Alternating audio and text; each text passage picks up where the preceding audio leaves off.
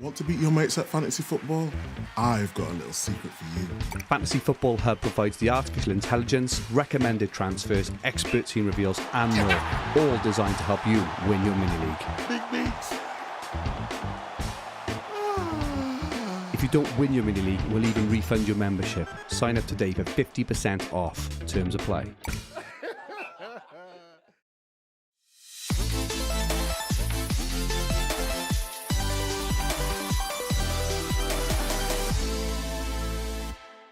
Good afternoon, everyone, and good afternoon, chaps. Welcome to the Green Arrow podcast from Fantasy Football Hub with just 8 days to go until the big game week 1 kickoff. My name is Fergie.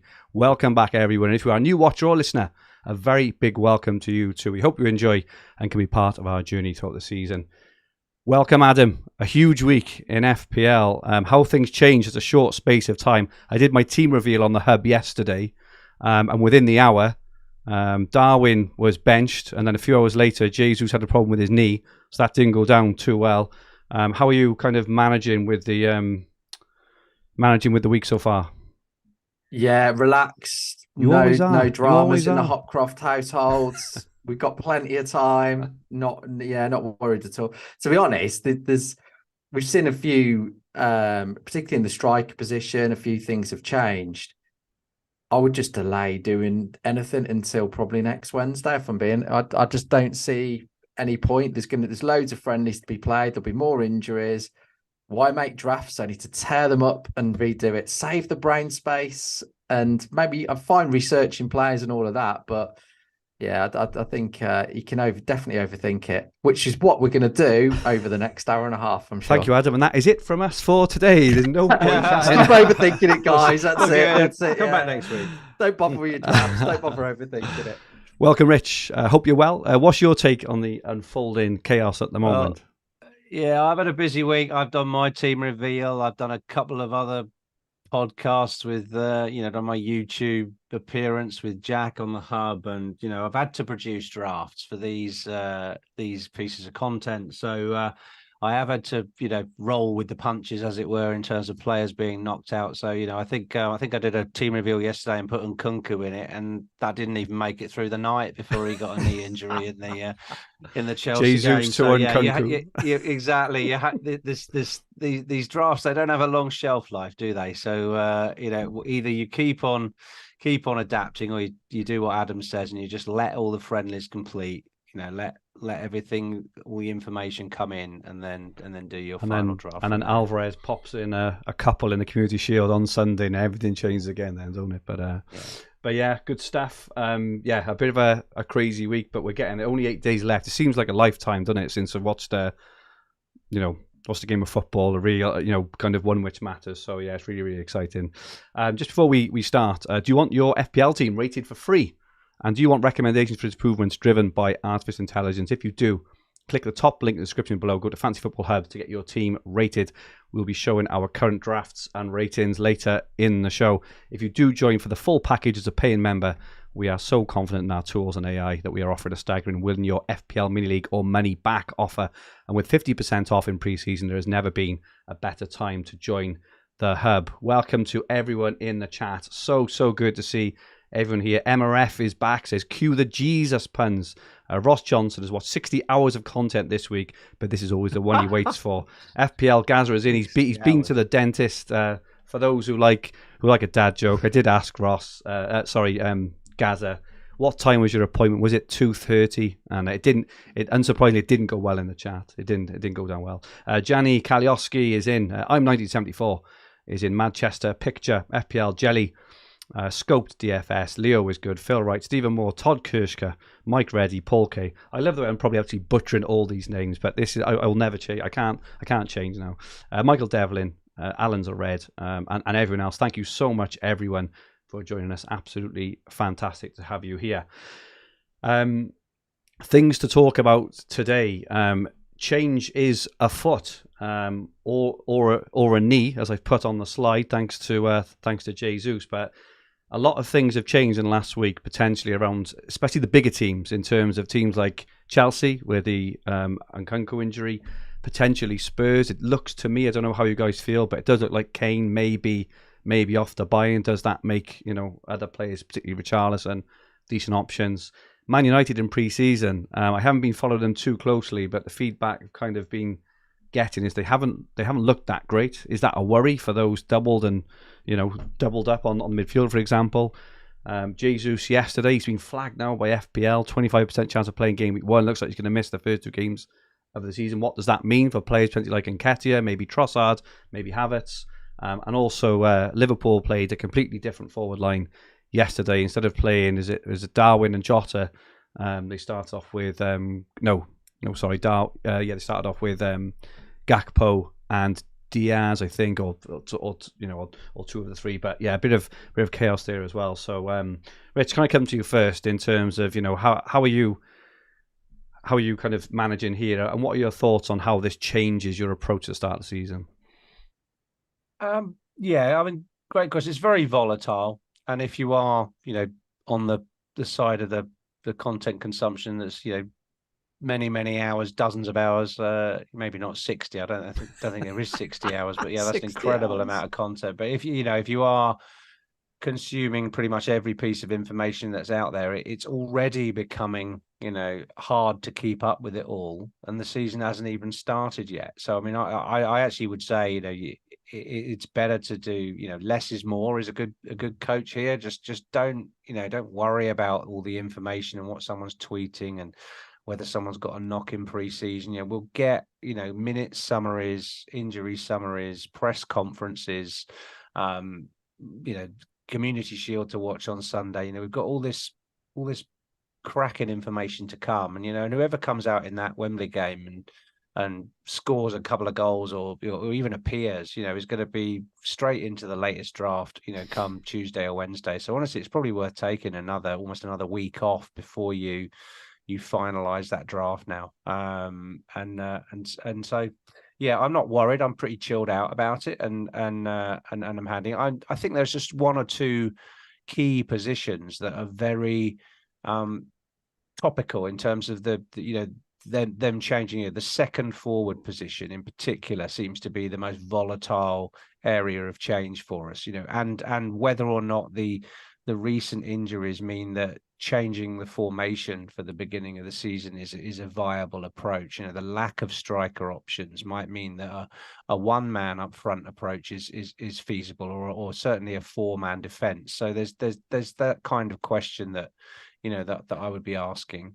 But apart from that, no, I think it's really just those 2 or 3 key positions. And I don't really think that it's that much of an error if you don't quite nail the right guy for that position. So say the £8 million second forward slot, if you get Ollie Watkins or Nkunku or Wilson or one of those, or Darwin, or one of those options in the 7.5 to 8 million bracket, it doesn't really matter if they're not the guy that scores on the first day. There's still a good option for the first few weeks, and you can still move. So I think people are getting a bit hung up on maybe just absolutely nailing it for the first week. Does that make sense? Yeah, it does. What's your thinking on how the Jesus injury will affect Arsenal in terms of which player do you think will play in the 9 role? Will that impact the rest of the team? What does that mean for these opening few excellent fixtures? I did put a tweet out about this last night and got quite a few good responses. And there were 1 or 2 Arsenal fans came back to me. I think one guy, I can't quite remember his name, but he said he was 70% confident that Trossard would get the false 9 role, and 30% on Nketiah. So I mean, he's an Arsenal fan. He's clearly been following things, but that's about as strong a steer that you'll get, that Trossard might start that game. I don't think it would tempt me to get Trossard in, but what a differential! It might put me off getting Nketiah. Yeah, what a differential! Yeah. Wow. But I mean, Havertz might play in that role. Yeah. That's the thing, is it's got some degree of doubt with it. But I think for me, as long as Martinelli gets a game on Sunday, I think I'm quite tempted to look to him for the Arsenal triple up. But again, I'm not making any decisions till after the Community Shield. I think it does increase Martinelli's expected minutes. Personally, not that he's played in the 9 role himself, but his main competitor is probably Trossard, and obviously if he's going to get extra minutes in a different role, then that does increase Martinelli. So very interesting. Yeah. Adam, what's your take on the Arsenal stuff? Yeah, my initial thoughts was pretty similar. I could see Trossard playing as a false nine because I think he had a spell there last season, and they looked quite fluent between him, Saka, and Martinelli. But it's quite possible he rotates. They've got plenty of options with Nketiah. They even talked about Smith Rowe playing there, so they've got loads and loads of options. Havertz possibly. I don't see him putting Havertz there personally, but yeah. So I think the Community Shield will be an indicator, but I wouldn't be surprised if Arteta changes things around in the first couple of games. But I do think it makes Martinelli's minutes more secure, and I don't particularly buy into the fact if Nketiah plays, it's bad for Martinelli. I think that was a narrative at the time, but I'm not sure the data fully backs that up. I actually think Martinelli was quite consistent throughout the season. So I think he's a good option. The question is now, do you triple up on Arsenal? Or the Trossard could be a real interesting one because absolutely, he's looked good pre-season, and it would be be a good differential. So yeah, I think they've got plenty of good options. So yeah, I probably will triple up on Arsenal, but not quite sure which three yet. Saka, Martinelli, and Gabriel or Trossard is my guess. Is it? Yeah, I wouldn't rule out Odegaard either. Yeah, Odegaard's fine. I've got plenty of good options. So yeah, I think they're good price as well. They're clearly the second best team in the league, and I think what's the top price? 8.5 million. That's really good value. Yeah, agree. In terms of Chelsea, obviously we don't really know much about the Nkunku injury yet. I think there's a bit of panic because he went off. It may be he's absolutely fine.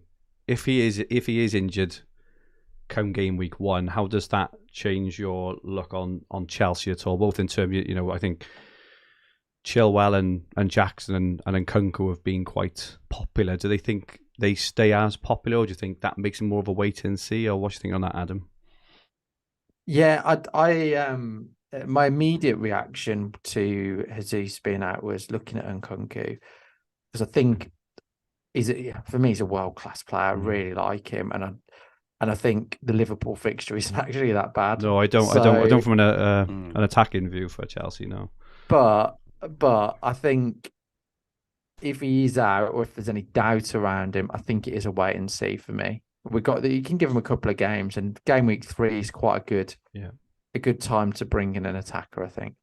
Rich, do you want to add to that at all? Yeah, I think if he's still a doubt and we don't get any positive news that he's fine in the presses, I think he was a sort of natural, and at £500,000 cheap as well. I think people can find him much easier to fit into their sides than Jesus was, and they can use that £500,000 to kind of make themselves feel better about the rest of the team.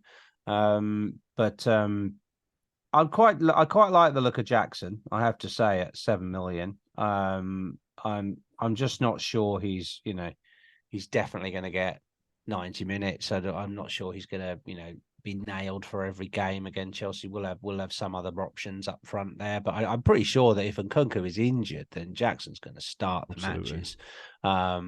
So if you're looking to really go for a power 5 in midfield, then a £7 million second striker makes that a lot more achievable now. And I think some people will start looking at Salah drafts as well. And again, dropping down to a 7 or below will make that a lot more achievable for people. So yeah, I like Jackson, but I think Nkunku is the better pick of the two and worth the extra 0.5. In terms of Man United, they haven't looked great so far in pre-season. Lots of people have got a triple up, or at least a double up. People like Onana, maybe Luke Shaw. Lots of people have got Rashford. Lots of people have got Bruno. Any concern with that at all, or are the fixtures just too good to ignore? Have you had any kind of doubts at all there, Rich, or are they just nailed? I've got them. I've got 3 at the moment. They've survived from my first draft to today's one. So pretty much the template: Onana, Rashford, Bruno in the team. one of those mids might have to go to make room for Martinelli. If we do start, reorganising and he looks good and Arsenal look good after the Community Shield, I think Martinelli will be a very popular and safe pick for beginning the season.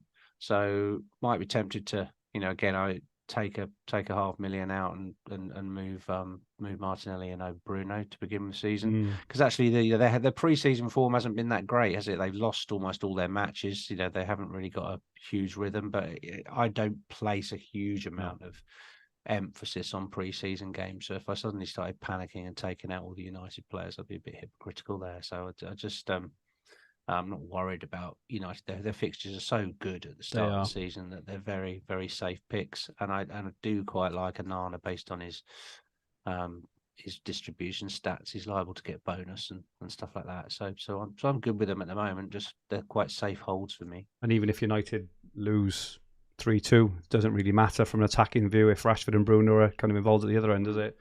Adam, any concerns about United, or are you just you going all in? No, I have got concerns. Bruno is on thin ice, I would say. Wow. Not he's done too much wrong, but I think it's the opportunity cost more than anything else. I don't see Man United scoring loads and loads of goals early on, irrespective of their fixtures. I like Rashford. Rashford's numbers were incredible last season, and I think him and Saka are sort of constants in my midfield, but I feel the big decisions I've got to make are the other three midfielders. And it's not to say I don't like Bruno, but I can see him playing deeper and a more of a creative role. They've got Mount there as well. I'm just not sure. If you compare him to like Martinelli, for example, you think Martinelli's going to get more opportunities to score. Yeah. I think that's fairly straightforward. But I think there's other options as well in around that price. Foden, possibly, who could be incredible value, particularly if he plays. I mean, if we knew Foden started the first 6 games, I'd find it very hard to pick Bruno over him.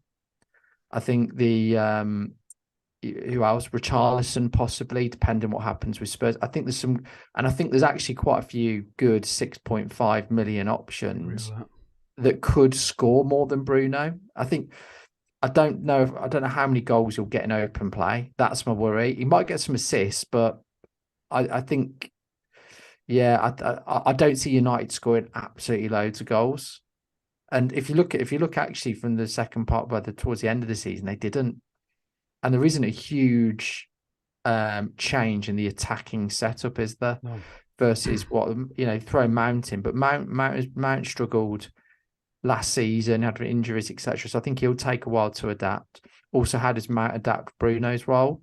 So I just think there's a few questions there. So for me, it's between Martinelli and Bruno at the moment. But I think that might enable me to, if I do the Bruno to Martinelli, it could make a 6.5 become Foden. Yeah.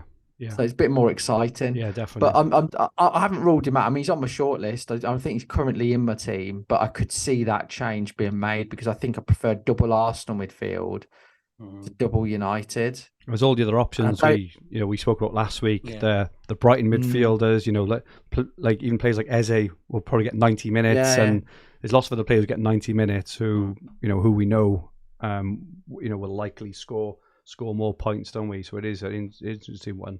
You touched on Liverpool there as well. I think you did anyway. Did you touch on Liverpool? I don't remember. if not, let's touch on Liverpool. If not, I can touch on Liverpool. Yeah, it's a great link. Nice segue to our second topic of the day, which is around second forwards. And obviously yesterday, Darwin, I think he's got 4 goals and assists in pre-season. He's looked pretty sharp. Put him in my draft. Julie gets dropped to the bench. Gakpo scores a fantastic goal. What is your take, Adam, firstly, on how Liverpool are going to set up for these first 2 or 3 games, and it purely an attack now? And are you going to go in on them? Really good question. I think the issue with them is, I'm stating the obvious here, is the minutes risk other than Salah. I think Salah's too expensive. relative to other players. So I think 12.5 is a fair price, but just when he's 4 million more than Rashford and Saka, it just doesn't make sense to me. So I think Salah's too expensive, but would be consistent. I think the issue with I think Hakpo could be an option, but then it's a starts and minutes. It's just a bit of a lottery, and I can't really call it. I mean, I like Diogo Jota as a midfielder, but again, you'd be bringing him in. Start. Yeah, exactly, and that's that Bournemouth game that I think people will be targeting. I'm not as hot on Darwin as other people, if I'm being honest. I think he does. He does well to get. He's a presence. He does extremely well to get the chances. But you saw him yesterday against Bayern Munich. Just lacks composure in the fight when he gets them. And I never. It's a typical on sofa score when you're looking at his stats. The big chances missed. He's always got a couple, and yeah, it could come good. But it's the minutes and him converting those chances you need to go well, and it's just too much risk for me at the start of the season. And Liverpool's fixtures aren't great. No, it's just that game week 2 game really is I wouldn't say it's a scary one, but if you haven't got Trent or Salah, which a lot of us haven't got anymore, and even if Darwin does manage to get a goal or assist, it kind of covers off that fixture, don't it? But I think the play there, in my opinion, is not to do it in game week 1. Is to make a transfer in game week 2. Yeah, it's not a bad show. When we might get a Liverpool team league, because it doesn't make a difference whether Darwin starts or is bench versus Chelsea. It's that, like we said, it's the Bournemouth game we're targeting. So I for me, it's easy to avoid Liverpool at the moment. I think there's better value options across the game with better fixtures. What's your take on Liverpool, Rich, first, before we move on to the second forwards? Well, I recorded a YouTube with Jack, and I put Darwin into my draft. Okay, that was recorded before the team sheet for the latest game came out, and he was dropped. So then I did my team reveal on the hub, my written team reveal, and I couldn't put Darwin in it because he'd just been dropped. So I put Nkunku in it. And then he has that then got published yesterday, and about 4 hours later, he got a knock. So I've redone my draft for you today for the pod, and I put Darwin back in. Brilliant. So he's basically doing the hokey cokey in my draft at the moment. I think a lot of listeners will identify with this. We're moving these pieces in the second striker position around, like a jigsaw puzzle. And we keep on having to react to a knock or an injury or not being selected for a pre-season game. I mean, I like Darwin. I think Klopp has talked very enthusiastically about him building up to start. He's almost confirmed he's going to start against Chelsea in some of the stuff I've read. So I'm not worried about him not getting a start in one pre-season game. I don't think that means he's definitely going to be benched. I mean, yes, he's absolutely more of a minutes risk than Ollie Watkins, for instance. If you're looking to cover that 8 million position for 2 or 3 games, it's much, much safer to go with Watkins. It was much, much safer to go with Jesus before he was injured. So there's a risk that, Darwin will get benched, but I do like the upside. I do like having him in there for the first 2 games so that I can use a transfer to put out another fire or just save it in game week 2.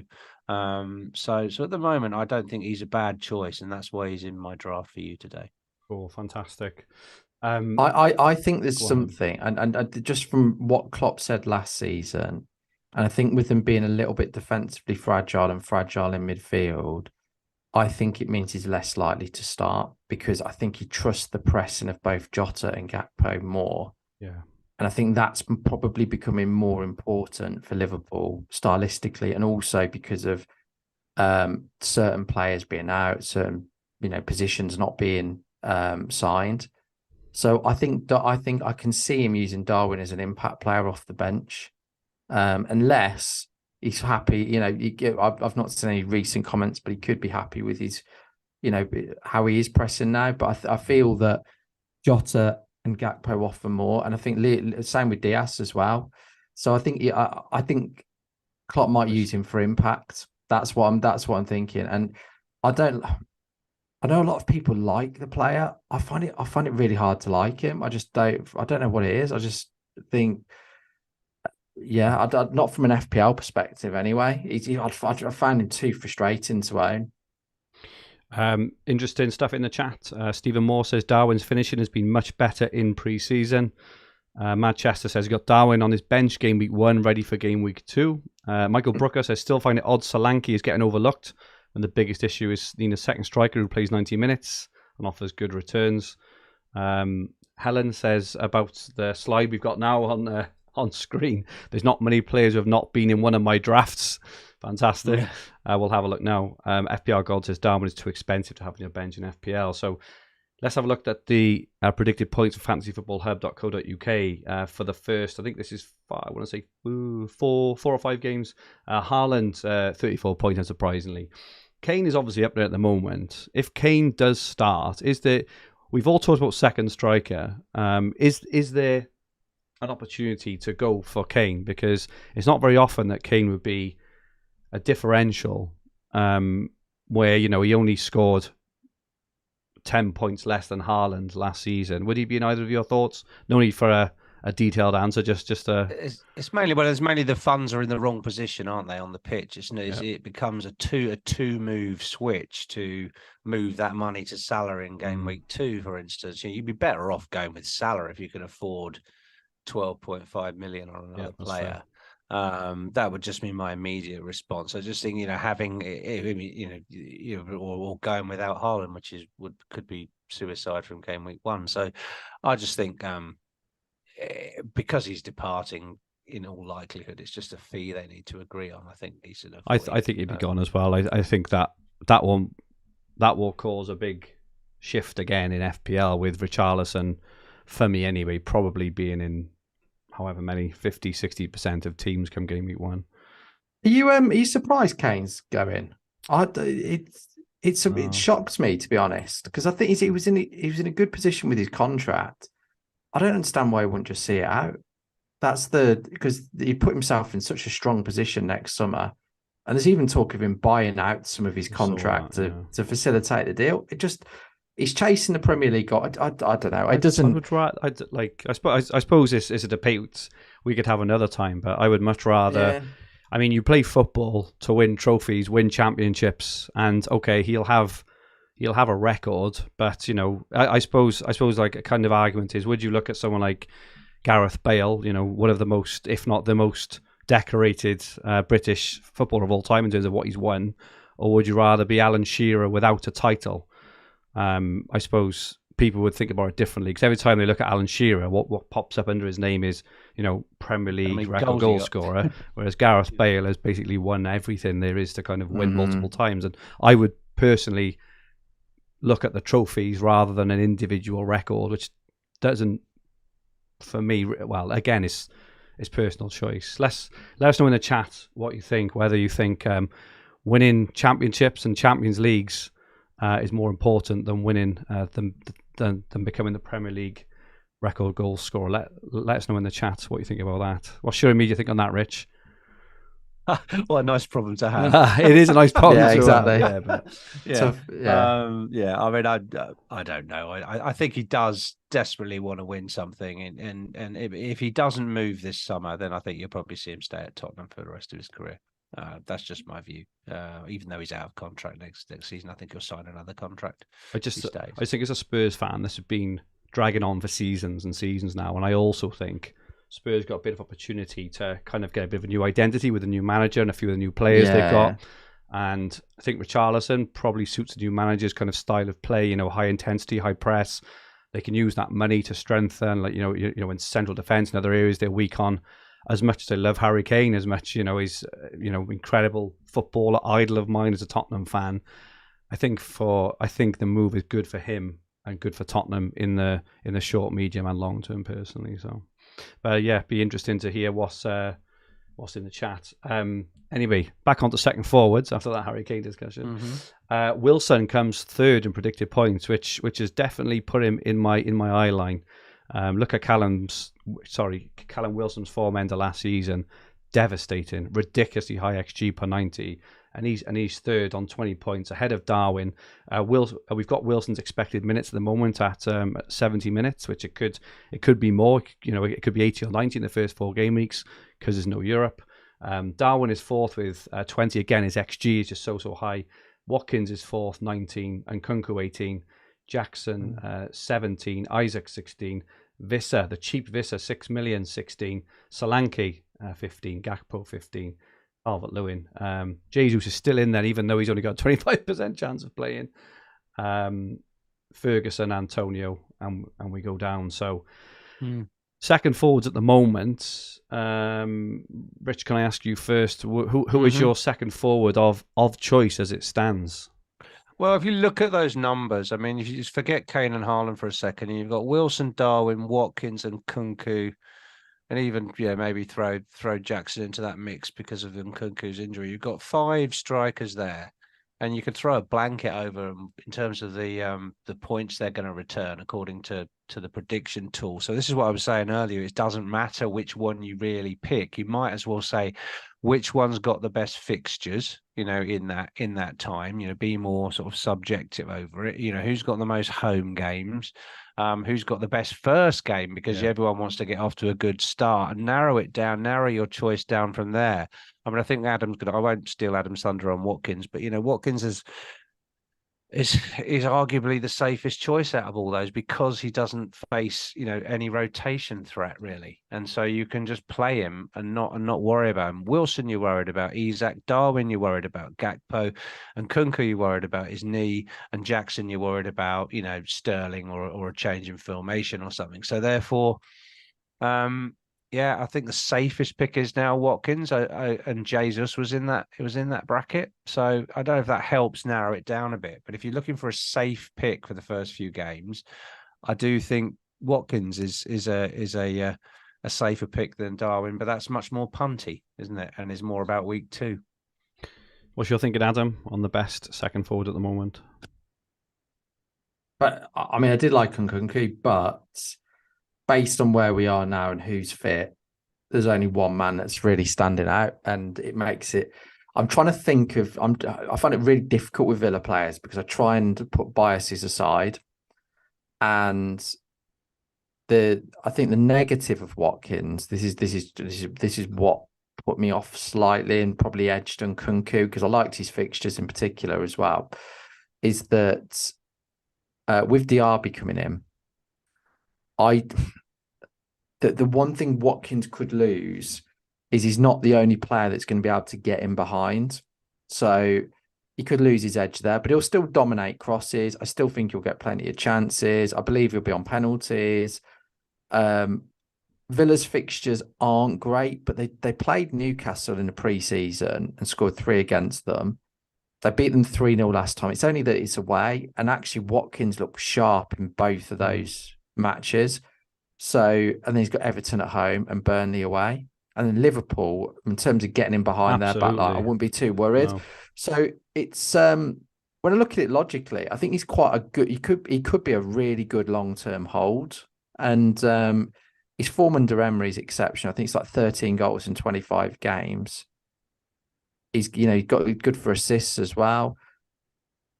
I think I think it's fairly obvious to me because the other thing I would say, and this is where my bias does come in, unfortunately, but I believe it's top 5 get Champions League this season. I think when you look at the league, there are 9 teams that are substantially stronger than the rest.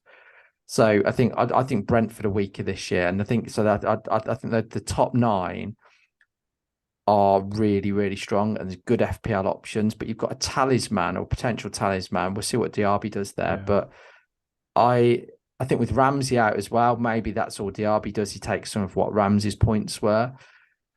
Villa's creativity is good. I'm clutching at straws to find reasons not to go for him. And you know what? If it doesn't work out in a couple of weeks and then Nkunku's fit, it's a really easy swap. Yeah, for the Nottingham Forest and Luton at home fixtures. I think, and actually Villa have looked very good in pre-season. I mean, the Brentford game 3-3. Don't know if you watched it, but Villa were absolutely brilliant and breathtaking at times in that match, and it probably wasn't a true reflection of the game, the score line.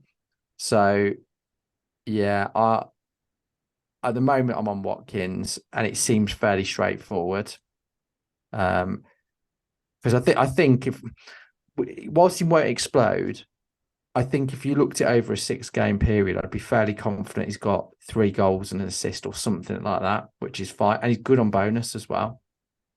Yeah, makes sense. Hard to argue with any of the points there, really. Some other options I said, Jackson, I think, could be good, but I think if Nkunku isn't there, I think if Nkunku was there, you'd probably go for Nkunku, but I do like Jackson as well. I think it could be interesting. I don't like you mentioned about that Liverpool game. I wouldn't be scared at all. They're struggling for that number 6 position. They're struggling defensively, so I wouldn't be scared of that from a Chelsea view. There's a lot of love for Visser in the chat as well at 6 million.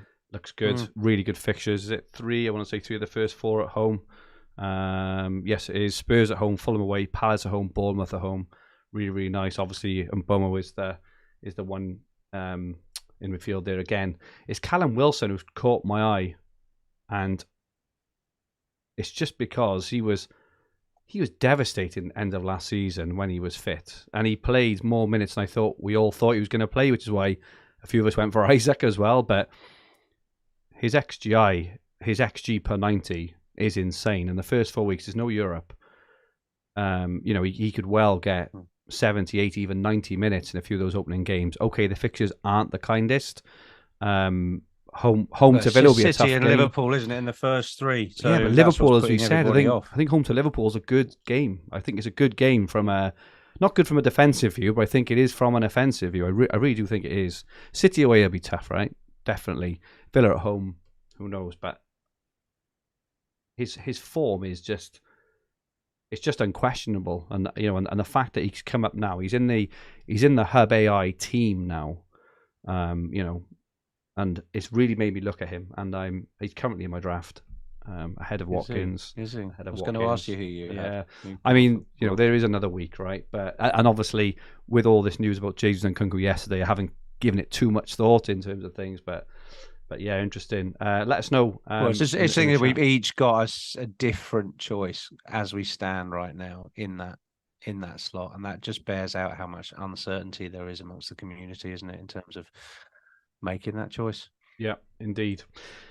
Looking at some other players now then, we've got the total predicted points for game week 1 to game week 4. Haaland, Kane and Salah, as usual, up the top. Rashford, Bruno is still up there. De Bruyne has snuck in, so he's back to full fitness now. I think he's been unflagged on FPL, so he's up to 22 points.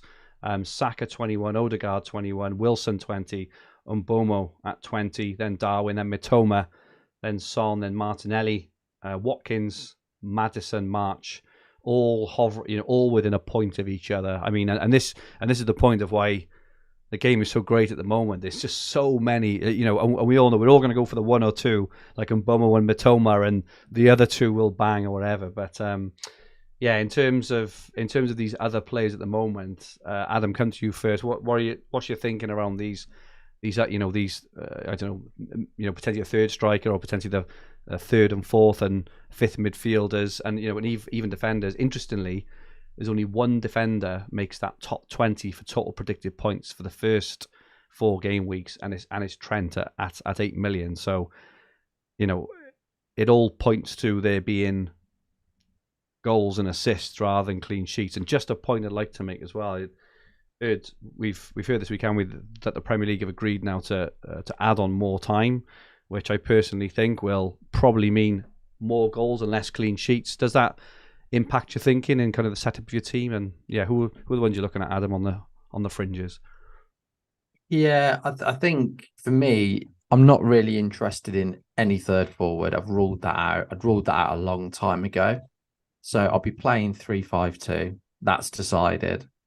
I think the midfielders are the exciting punts for me. Not punts, that's the wrong word, but that's where there's just so many great options. There's a lot of, I think even the 6.5 million bracket, I know a lot of people, I don't want to go down to a 6.5, but you've got Eze, Diaby at Villa, I think, will be great. Matoma, March, and Buemo. There's so many good options. Jacob Ramsey, when he comes back, who I think will be really good this season as well. So there's just, for me, there's loads of great options there. Go up a little bit high. You've potentially got the likes of Richarlison, Foden, Maddison, who could be good. Bowen. They're just, I think that 9 million to 6.5 million midfielder is just mouth watering how good it is in the bracket. So the plan for me is to, and that's why I think Watkins is quite good, because you could quite easily keep him for 10, 11 matches. He's a long-term hold, which means you can throw your transfers around on midfield. I feel like some of the others, Wilson will be in and out of the team. Darwin will be in and out of the team. If you went for Nketiah, how long is that going to last? So, I think there's some really, really good options. And actually, with a lot of the options in midfield, they've got 6 good fixtures. There's a lot that have got 4 home games as well. So Mbeumo has, Matoma has, the Arsenal guys have. So, yeah, that's where it's all at. And I think defence, I've changed my opinion on a little bit. I'm not in. I think Trent's too expensive for just Liverpool's defence. Full stop. And I think I'm sort of more interested in that. I think for the 5 to 5.5 million is the place to play. There's loads of good options around in and around that price. If you want to move to Man City defence, you can pretty much get any United defender, any Chelsea defender. You can then come down to sort of the next, teams like Villa, Newcastle, who we said probably win top 9, Brighton, Spurs have all got 4.5 options. Yeah. So I just don't see the point in spending more than 5.5 million on a defender. But for me, the midfield's where it's all at. And I think we can have some fun there. And I think that's where you'll probably see big differences. Well, I say big differences in people's teams, because it's the one part of the team that I'm not certain on at the moment of who I'll be starting with. How about yourself, Rich? Who are you looking at, in terms of your fringe players and your structure and stuff? Yeah, I agree with what Adam has said there. The value, there's so much value in midfield that certainly, I've started to see some Salah drafts coming out, but if you look at those expected points, he's, 0.8 of a point ahead of Rashford, for 3.5 million more, 1.7 ahead of Fernandes for 4 million more. I just think he's just priced out of this debate at the moment. So you're really looking at Rashford down to, all the way down to the bottom of this list, really, in terms of the options that we've got there. And so I'll be 3-5-2ing almost without a doubt. I said at the beginning of the pod, I think maybe 4-5-1 is now even worth considering, because I think you'll see a lot of drafts, to Adam's point, with 5.5 million defenders in them, and so why not just play them all and have 5 in midfield and just go Haaland? So you can save a lot of money that way. You could have money in the bank.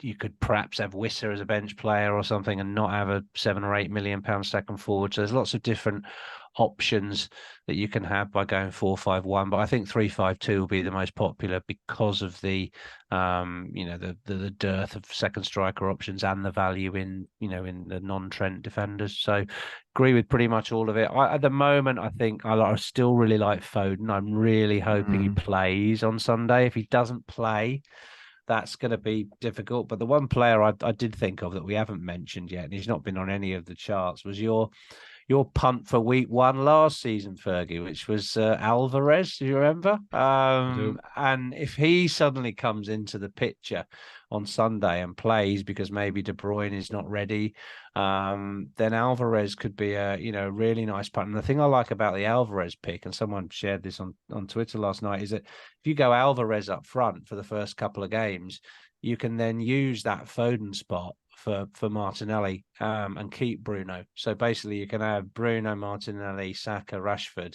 in midfield and still have your 3 City coverers with the 2 City strikers and say John Stones at the back. So I really like that. But obviously there's again, another mid-price striker with a minutes risk. But I do like Alvarez if we think he's going to get some starts. I do know how much Alvarez is. How much is Alvarez this year? 6.5, isn't he? Yeah. It's a good price for those. Yeah. Wow. Yeah. Especially with the fixtures. I'm not convinced he'll start though. That's No. the issue for me, and I just don't like him in the withdrawn role either. With Haaland, I think he's fine playing as a 9, but if he's playing in behind Haaland, I don't like that as much. In the spirit of looking at Alvarez, then we've got some non-template picks now on screen as well. I've just put Trossard and Diaby, who we talked a little bit about. Colwell looks like I think he had the hint yesterday, didn't he, that he'll probably start the season. Salah is non-template. I put Elliot Anderson in the middle for Newcastle, who's been ripping it up in pre-season. Not as a starting player, but for those maybe looking at just playing the 4 in midfield. But are there any other I got to say, out of all those, I think Trossard excites me the most out of all those. And out of everyone, out of all the low-owned players, I've got another one for my punt as well. But Rich, who are you look at? Who are you looking at from the non-template sort of realm? Well, I like Colwell. I've been trying to get some opinions of other, more seasoned Chelsea fans than myself. People who go every week, people who really watch them, all the time. I think Colwell's pretty nailed. Is the appeal. So if you're not going Chilwell and you need to save a bit of money, he could quite easily be your 12th man, a nice 4.5 sort of first bench defender. So I do like Colwell. I wouldn't double up on Chelsea's defence at this stage. So Chilwell's pretty popular in the template, and I do prefer him. But I like Colwell, and he's certainly in my thoughts. I'm not as set on Trossard. I just think Trossard will not always start all games. So I know he could get people off to a fast start, but I don't think I'll have Trossard for week 1. And I think is that Diaby you've got on there? Yeah. I mean, I don't know enough about him. Is he got the same Diaby that played at Barcelona? Is that him? No, where's he from? No, he's at PSG and then PSG, Bayer Leverkusen. I should know that, but I didn't. So apologies. But he's good, is he? Very, very. Yeah, probably, yeah. In FB Ref, if you compare players, the top one he compares to is Salah. So that's all I'm going to say. Let's leave it there. Well, so yeah, he's good. Some other punts in the chat. James says Harvey Barnes. DB says Dan Juma, if he can get that 21-22 form for 5.5 million. Ross, João Pedro. We didn't really talk about him much, did we, when it comes to the forwards? But I've seen a lot of drafts on Twitter with Pedro as a 5.5 million. Udogi, Notorious Nerds. I was taking the nick out of my son a few weeks ago because he picked his draft when the game launched, and Udogi, the Spurs left back, was in his team, and I was laughing at him, and all of a sudden he seems to be actually look like a pretty decent player. Probably won't start with him, but he's definitely an option there. Pedro Porro, Porro the Zorro. Eze, Clear FPL says Wan-Bissaka is interesting. That whole Dalla Wan-Bissaka thing is interesting because I think whoever gets nailed that right back has a good chance of some good points as well. Some interesting picks there. So these are all less than 5% owned. So Diaby's just outside actually, but then you've got Bowen's 5.4, and I think he's capable of scoring against anybody. Yeah. Son 4.9. Wow. Not heard too many people go for Son. Yeah. And without Kane, could he well, Richarlison's one of the other ones, but one of them could get the main man, now Kane's gone out of the shadow. I'm taking all the glory, etc. Trossard we've mentioned. Let's have a look who else there is. There's a couple of others I quite liked. So who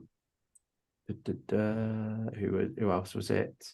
Oh, you said Harvey Barnes. Think he could do okay if he nails down a price. And the other one is Diogo Jota.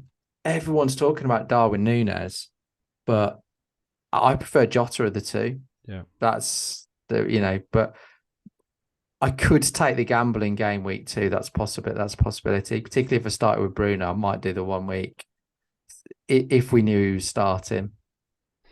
Interesting from Mike Reddy says, Visser second forward and Cowell first bench enables you to have Trent, the cash cow, and the Peloton midfield of Martinelli, Saka, Rashford, Foden, and Mitoma. Very nice. Janko says on Ben White. And a couple of people have mentioned my punt, but I'm not going to move on to that now, actually. Just quickly mention the word Peloton. I know that you coined that on, Rich, and I've heard it used so many times and on so many different podcasts too.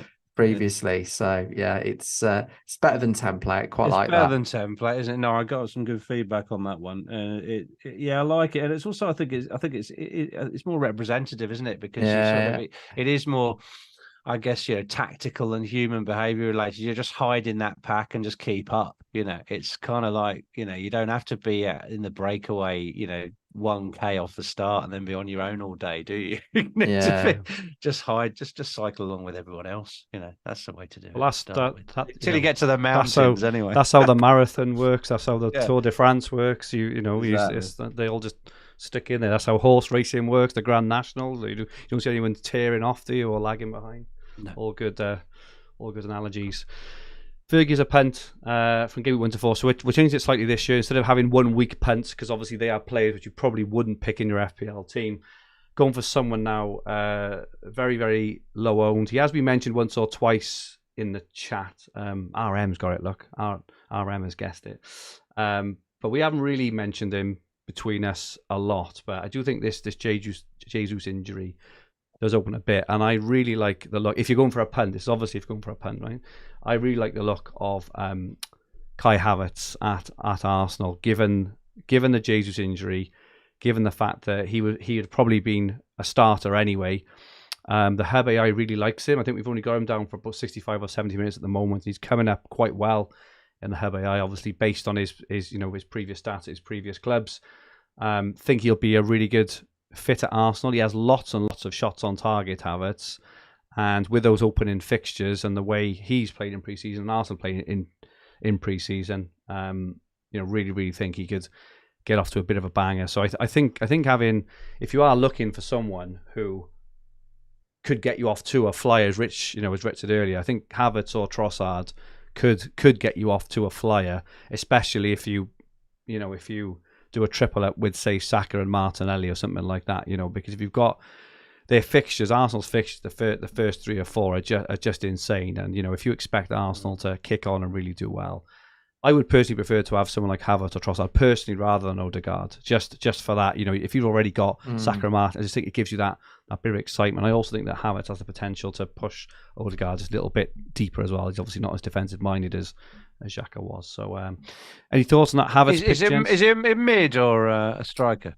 He's a midfielder. Mid. Yeah, I was going to say, I thought he was another mid, wasn't he? He was a striker last year when he was at Chelsea, wasn't he? He was. In the game.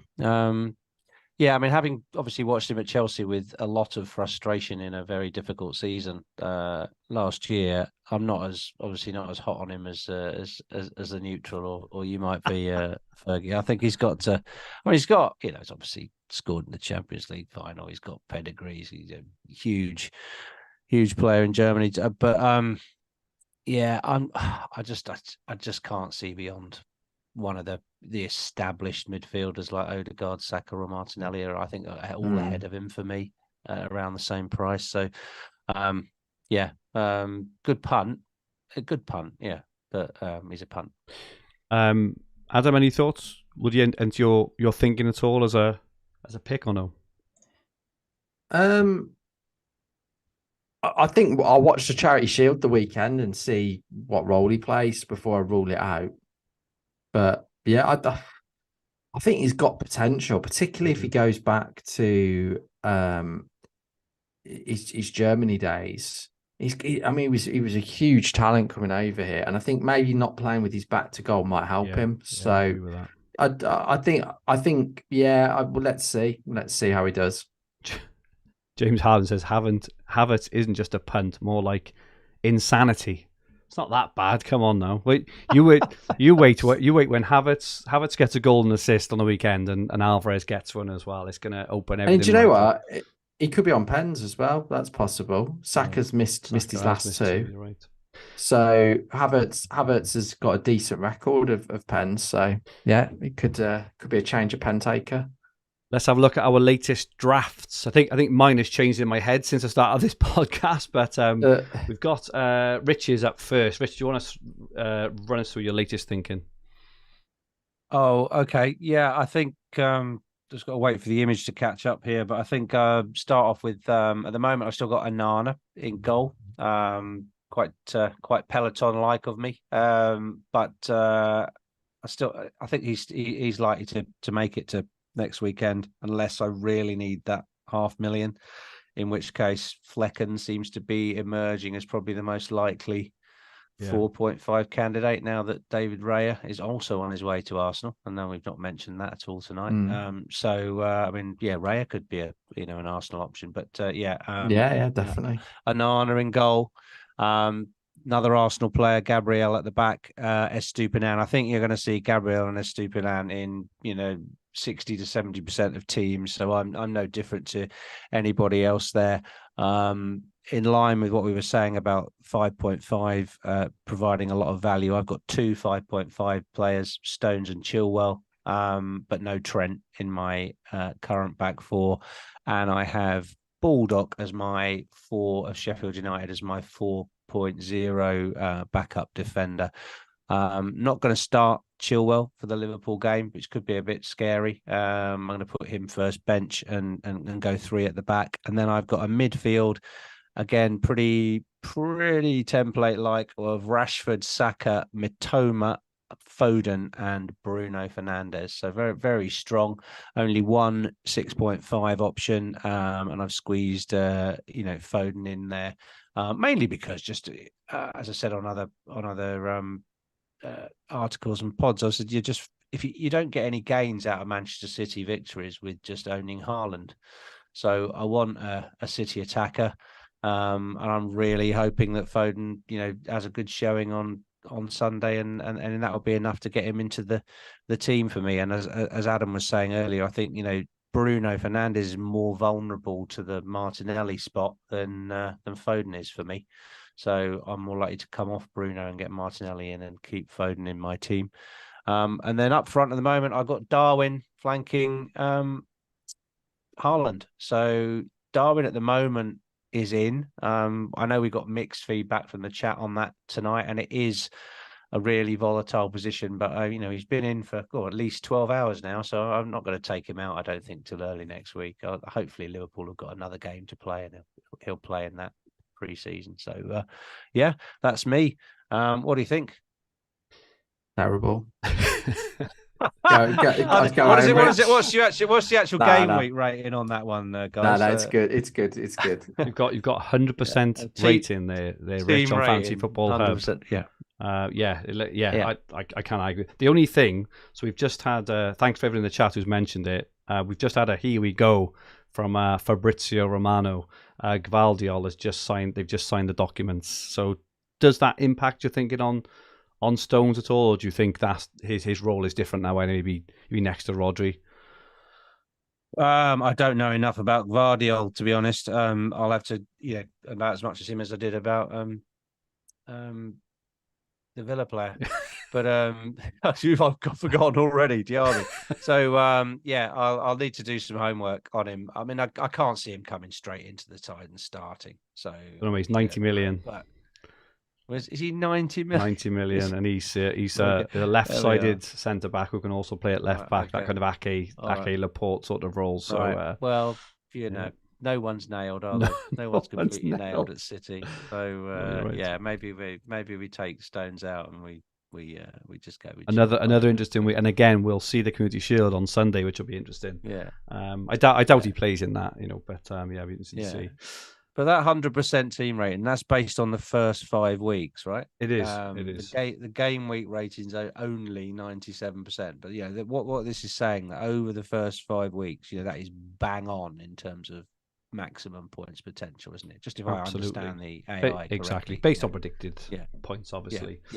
Okay. No, really interesting, Rich. Really good team. Can't argue. I'm not as hot on you on the Foden pick. I get your logic. I do. But I just think there's more points potential off other players. You kind of mentioned about I don't know, Jota and Trossard and that may not get the start. Foden may not either. I mean, he's probably a bit more likely, but I don't know. There's a lot in the chat around, excuse my pronunciation, I'm probably getting this wrong, Højlund as well. Looks like he's on the verge of signing. Would that alter your thinking on the Man United attack from game week 1? Do you think he start? It looks like he's more of a future pick for the team rather than, straight in number 9 player every game. Hasn't had a pre-season, hasn't done any training with the team. I mean, and he's a wait and see, isn't he? Based on, I mean, he might make Bruno Fernandes a better pick, if he does come in and provides more of a target. Depends how how he's going to be priced. We still don't know how he's going to be priced yet. You'll see some people going for him if he's in the game by next Friday, but he might not even be in the game, might he, by Friday night. Are you thinking, Adam, on Højlund? Too early to go there for me. I mean, he's not that prolific anyway by looking at his record, so I'd stay away. Got your team up on screen now, Adam. Do you want to run through it for us? Yeah, to be honest, it's the same as Rich, so I can just tell you what the differences are. One different player. Yeah, so the differences from Rich, if we take out like the fodder players who are all subject to change, it's 3-5-2. I've got exactly the same defence. I can confirm Rich copied me, not the other way around. He's like, I want to know what the Peloton is. Can you help me here? And I'm like, yeah, all for that. All for that. Midfield is where we differ. So I've got Saka, Bruno, Rashford, Matoma, and I've got Mbeumo. And then up front, I've got Watkins and Haaland. I'm probably the change I can see, because I think I've got 500,000 in the bank. I am very tempted to do Bruno and possibly Mbeumo to Foden and Martinelli. And then I'm pretty happy with that. So I'm just not sure on Bruno, because they play Arsenal and Spurs away in game week 2 and 4. I don't see them scoring loads of goals, full stop anyway. So I'm thinking Martin, whereas Man City and Arsenal, I do see scoring loads of goals. So I don't really want to lose Mbeumo though, because he looked good against Villa, and everything I've read about him, he seems to have really stepped up, particularly with Tony's absence. The only thing I would say is Brentford looked terrible. So yeah, I'm not sure on that one. Whether I'd lose Mbeumo or possibly Matoma. Not sure, but yeah, it's a tough call, that one. They're both high potential, aren't they? But Mbeumo's on penalties, potentially arguably better fixtures over like 8 weeks rather than 4 weeks. Who are you going, Mbeumo? I've got Matoma at the moment, but I've seen a lot of content this week where people are saying Mbeumo probably is a better pick, statistically, especially if you're looking to go game week 8 sort of wild card, a later wild card rather than earlier one, because their fixtures are better, and he's got the pens as well, so it's kind of like but then that leaves you with no Brighton attack, doesn't it? That's the thing. It does. It feels like that's an area you've got to cover. I looked at the stats from like about game week 27 onwards for those two, and expected wise, there was pretty much nothing in it. The only difference was that Matoma's didn't result in goals. That was it. But they were very, very similar. So I think they're both very good picks. But yeah, it's hard not to get, if you can get Foden in, and we think he's going to start, I think he's an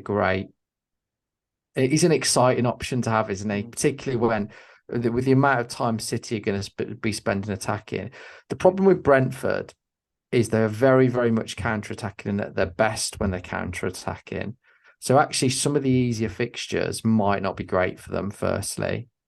And also, if you're watching them, you'd rather watch City having the ball, putting it around. Foden's in and around the edge of the box. You're not going to be hiding behind the sofa when Brian and Mbeumo is on the pitch, are you? Really? And plus, they let the other team have the ball a lot of the time, so you're not going to be too worried. So yeah, it's a tough one, but I think fairly happy with where I'm at the moment. Yep, nice stuff. My team set is slightly different. I may check. I do want Martinelli, and I think now. But my team, I think we've got the same keeping defence at the moment. It's fairly obvious. I've got Rashford and Bruno still, Saka and Mbomo, but as we say, Mbomo is a bit of a placeholder for who we think are of him and Matoma. I've gone for 3 up front at the moment. May change. I've got Darwin at the moment. Just based on the conversation we might have, I may switch it up and go for Martinelli instead. I do like this Visser talk as well. There's a lot of people really, really high on Visser, and I do like that. I think I would also like some Brighton attacking coverage as well, because that first game home to Luton, if Brighton put 4 or 5 past them and you've got no one, that could really hurt. I'm not sure Matoma was the one though. Still think March is a really good option. You could split the 4.5 and the 7.5 cash and go Visser and João Pedro, couldn't you? In the front line. That's only 11.5. You could. Same Not money, a bad shout. and gives you 2 playing options rather than a dud. Yeah. So and that's another way to go. And you probably have to do a wild card game week 2. Yeah, because get more money onto Salah. Yeah, exactly. At the moment, a late change, and this was recommended to me by the Hub AI. Wilson is predicted points for the first 3. Oh, you've got a lot of money up front. Predicted. Well, I also think, like, I'm looking at the kind of players that I may want moving forward as well, and I do like a look at some of the strikers, the Chelsea players, for example. Maybe Watkins could even start with Watkins and Wilson, 90-minute men on penalty. Well, say 90 for Wilson, on penalties, top strikers for their clubs, high XG. That's my rough team at the moment. I've got half in the bank as well. Obviously, if Richarlison comes in and Kane leaves, he'll be in the team. Would you go 100%. Straight there if there was news on that next week on Richarlison? I think I would. I would. I just think he's a bit of a gift, and the fixtures for Spurs, even though they're not fantastic, with him playing in a number 9 role. Let's have a look. Away to Brentford, home to Man United, away to Bournemouth, away to Burnley, home to Sheffield United. Those 5 fixtures are good, and you're going to want him in at some point anyway, so you may as well start with him because the fixtures go on and on. So I think I would definitely go for Richarlison. But I also want Martin. I want a second Arsenal forward. I want a Brighton midfielder and probably a Brentford one. So I'm not 100% sure. You'll be sticking with that forward line then, will you? I don't think so. I think Darwin might be the 4 guy here. Yeah. But yeah, this is what's brilliant about it, right? Is I want to squeeze 20 players into my 11, so all good. But yeah, what is that? Right? That's 99%. 99. It's because the Hub AI rates Wilson's and especially Wilson and Darwin's XG so high in their predictions. But Wilson, I think Wilson's being overlooked. Would we honestly be surprised? If Wilson starts the first 4, if he scored four goals in 4 seasons really well, Callum Wilson. He always starts them really well. He finished the season well as well. He's just a superb striker. It's just that, I think, to quote a phrase I heard on a pod last night, his legs are made of Weetabix. So that tends to be the problem. But because of his price point, he's an easy shift onto anyone, onto Watkins or a Chelsea forward. So good stuff there. Just a reminder before we go, you can get your own FPL team rated now for free using the top link in the description below. Let us know your ratings in the comments if you do go get it rated. For those who want that bit more, such as recommended transfers, Hopta Stats, points predictions, expert team reveals, off Rich, he's included in that. Dedicated WhatsApp groups, if you fancy chatting FPL in WhatsApp all day, every day with some fantastic communities of FPL managers. So much more. You can sign up to one of our paid services, which currently has 50% off all annual packages, and we're so confident in the product. If you don't win your specified mini league, we'll give you your money back at the end of the season. Terms and conditions apply. There has never been a better time to join us at the Hub. We also have a Discord server, link below if you're into Discord. Again, absolutely free. I think it's doubled in size. We've got about 1,200 people in there now chatting FPL all day, every day. You can use Hub tools in there as well. Come in and chat everything fantasy football, and throughout the summer it is absolutely free. And that is it from us for this week. Thank you so much to everyone who joined in the chat, those who will watch it back, and those who are going to listen on the podcast version. Your support, as usual, is very, very much appreciated. Adam, thank you so much for joining us this week. Where can people get hold of you? on Twitter at Hopta Stats. And Rich, where can people get hold of you? I'm on at Clarke FPL on Twitter. You just want to give your Ultra service a quick plug there, Rich. Yeah, sure. We've got some new features and upgrades to the Ultra service on the hub this year. So if you're looking for a little bit of help through the season, we've got a number of hub contributors, including Adam, who are helping us out this year with coaching other members on how to set their teams up, how to manage their strategy, how to do their, when to play their chips, what sort of transfer approaches to take, how to win their own mini leagues. We're offering a monthly detailed personalized review with one of our coaches, plus exclusive WhatsApp group content and Zoom calls with myself each month. So we're really beefed up the amount of contact that our members can have with us, and we're really there to help you have your best fantasy season ever. So if you're interested, check the website out or have a look at the hub. Superb. Thank you, Rich. My handle on Twitter is at FF8_Fergie. Make sure you drop us all a follow. This podcast and video will be on the Fantasy Football Hub YouTube channel, with the podcast versions available on all major podcast platforms. If you like what you watched, please press the like button. It only takes a second. We really appreciate it. Press the like button. If you haven't subscribed, make sure you do. We got so much content on here all the time, every day at the moment, and we'll be on every single week throughout the season, and there's just lots and lots of incredible stuff on here with all the best fantasy managers in the world. If you enjoyed your listen, please rate the podcast and leave a comment. We'll be back next week for a Game Week 1 team reveal special, 24 hours prior to the deadline. In the meantime, enjoy a final weekend of sanity. Say goodbye to the kids for 9 months, and may all your drafts be ripped up when Alvarez pops a brace in the Community Shield. Good night, all.